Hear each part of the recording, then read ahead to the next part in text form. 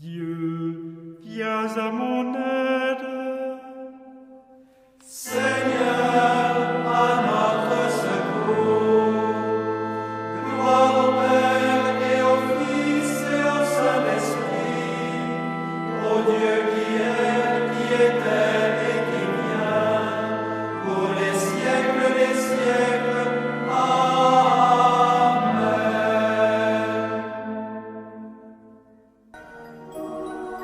L'ange du Seigneur apporta l'annonce à Marie.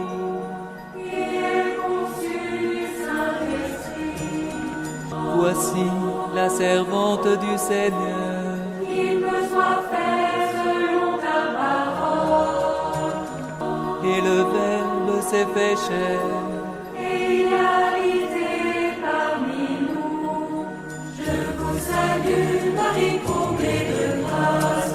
Le Seigneur est avec vous. Vous êtes bénie entre toutes les femmes. Et Jésus, votre enfant, est béni. Sainte Marie, Mère de Dieu, priez pour nous, pauvres pécheurs, maintenant et à l'heure de notre mort. Amen, Amen, Alléluia. Priez pour nous, Sainte Mère de Dieu. Afin que nous soyons rendus dignes des promesses du Christ. Prions. Que ta grâce, Seigneur notre Père, se répande en nos cœurs. Par le message de l'ange, tu nous as fait connaître l'incarnation de ton Fils bien-aimé. Conduis-nous par sa passion et par sa croix, jusqu'à la gloire de la résurrection. Par Jésus, le Christ, notre Seigneur.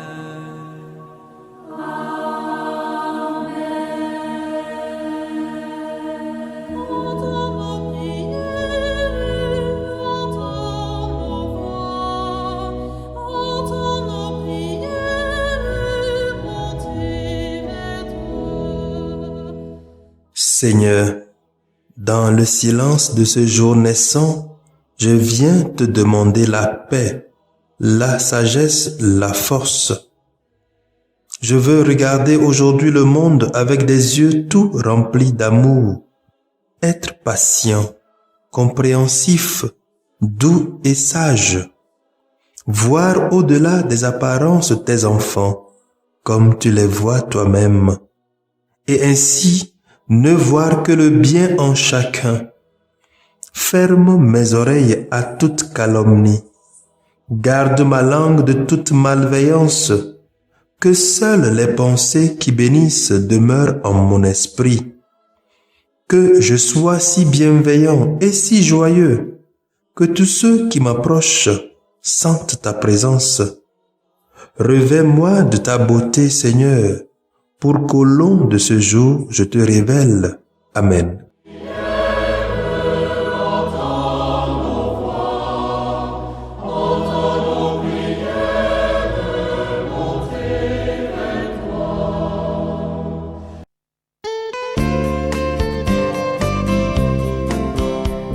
Sur les chemins du monde, le Seigneur a semé le bon grain. Et dans le cœur des hommes, il viendra récolter sa moisson. Ne ferme pas. Écoutons les textes de ce mardi, lus par la sœur Marie-Reine Teko Agbo, NDA, et le diacre Mathias Eche Essema, commenté par le père Raphaël Chassiwa Essema. Des hommes, il viendra récolter sa moisson. Arrache les épines, arrache les buissons. Écoute le Seigneur, ton blé mûrira.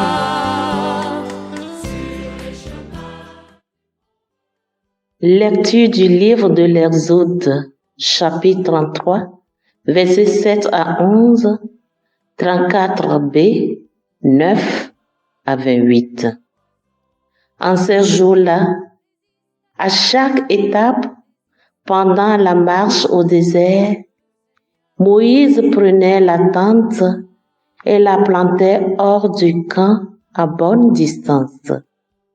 On l'appelait tente de la rencontre et quiconque voulait consulter le Seigneur devait sortir hors du camp pour gagner la tente de la rencontre. Quand Moïse sortait pour aller à la tente, tout le peuple se levait.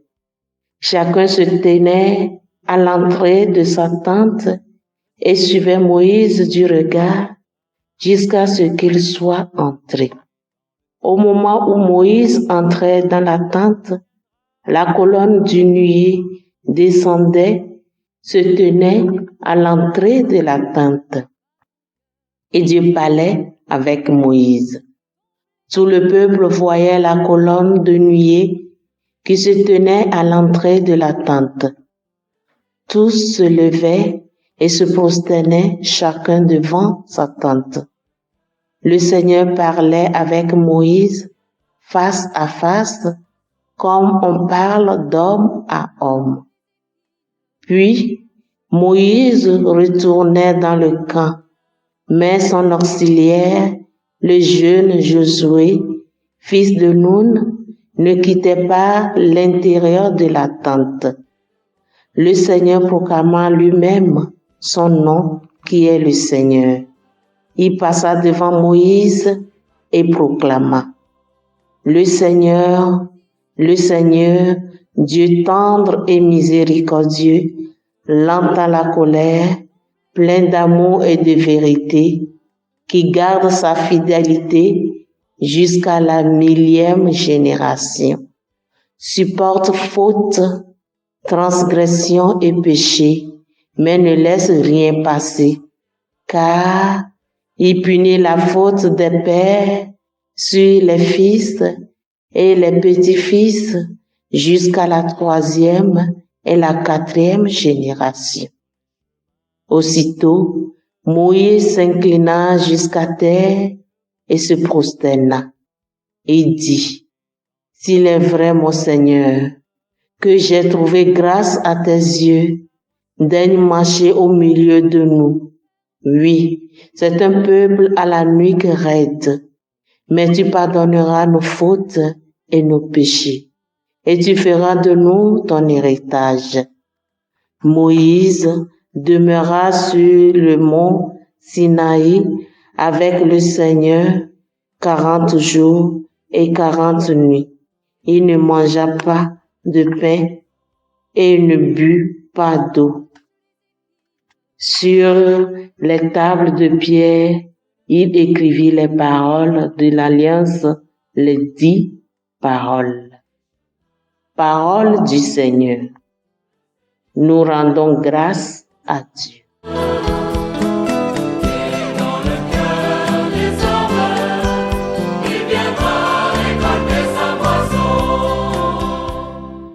Psaume 102. Le Seigneur est tendresse et pitié. Le Seigneur fait œuvre de justice. Il défend le droit des opprimés. Il révèle ses desseins à Moïse. Aux enfants d'Israël, ses hauts faits. Le Seigneur est tendresse et pitié. Le Seigneur est tendresse et pitié, lent à la colère et plein d'amour. Il n'est pas pour toujours en procès, ne maintient pas sans fin ses reproches. Le Seigneur est tendresse et pitié. Il n'agit pas envers nous selon nos fautes, ne nous rend pas selon nos offenses. Comme le ciel domine la terre, fort est son amour pour qui le craint. Le Seigneur est tendresse et pitié. Aussi loin qu'est l'Orient de l'Occident, il met loin de nous nos péchés. Comme la tendresse du Père pour ses fils, la tendresse du Seigneur pour qui le craint. Le Seigneur est tendresse et pitié.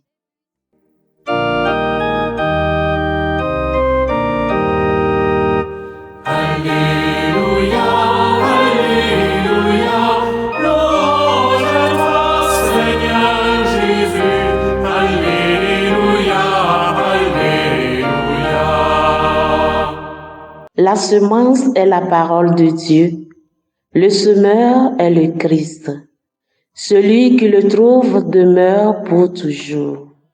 Alléluia, Alléluia, louange à toi, Seigneur Jésus. Alléluia, Alléluia. Le Seigneur soit avec vous et avec votre esprit. Évangile de Jésus-Christ selon saint Matthieu, chapitre 13, versets 36 à 43. En ce temps-là, laissant les foules, Jésus vint à la maison. Ses disciples s'approchèrent et lui dirent: « Explique-nous clairement la parabole de l'ivraie dans le champ. » Il leur répondit: « Celui qui sème le bon grain, c'est le Fils de l'homme. Le champ, c'est le monde. Le bon grain, ce sont les fils du royaume. L'ivraie, ce sont les fils du mauvais. L'ennemi qui l'a semé, c'est le diable. La moisson, c'est la fin du monde. Les moissonneurs, ce sont les anges. De même que l'on enlève l'ivraie pour la jeter au feu, ainsi en sera-t-il à la fin du monde. Le Fils de l'homme enverra ses anges, et ils enlèveront de son royaume toutes les causes de chute et ceux qui font le mal. Ils les jetteront dans la fournaise. Là, il y aura des pleurs et des grincements de dents. Alors, les justes resplendiront comme le soleil dans le royaume de leur Père. Celui qui a des oreilles, qu'il entende. Acclamons la parole de Dieu. Louange à toi, Seigneur Jésus.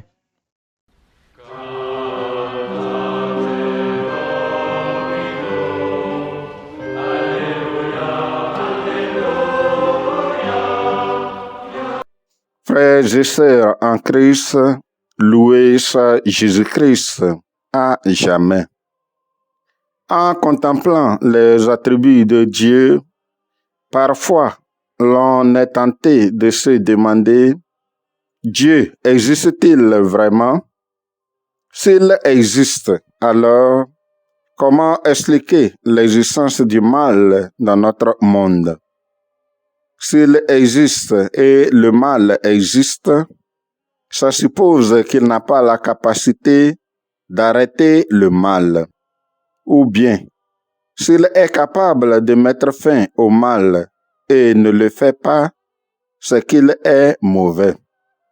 Autrement dit, tout comme les zélés parmi les disciples qui voudraient arracher le mal à la racine avant qu'il ne s'empire, la réponse de Dieu est: laissez tout grandir ensemble, et au moment de la récolte, je dirai aux moissonneurs: arrachez d'abord l'ivraie et liez-la en gerbe pour la brûler, mais amassez le blé dans mon grenier. Ceci nous montre une dimension de Dieu qui nous est difficile à accepter. Certains voudraient que Dieu agisse comme nous les hommes le faisons. Payer à chaque homme selon ses actes.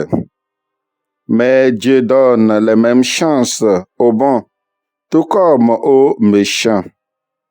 Dieu ne veut pas la mort du pécheur, mais qu'il se répande et qu'il vive. D'ailleurs, le psaume 130 nous dit bien: si tu comptais nos fautes, Seigneur, Seigneur, qui subsisterait? Car près de toi se trouve le pardon, c'est pourquoi nous te craignons. C'est ce que la première lecture de ce jour nous dit. S'il est vrai que j'ai trouvé grâce à tes yeux, daigne marcher au milieu de nous.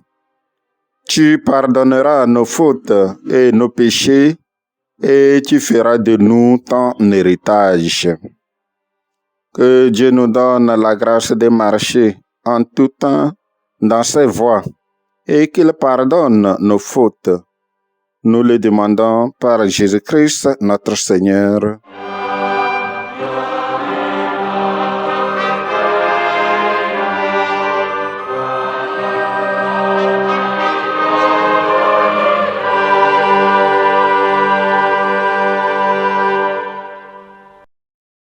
Le Seigneur soit avec vous. Et avec votre esprit.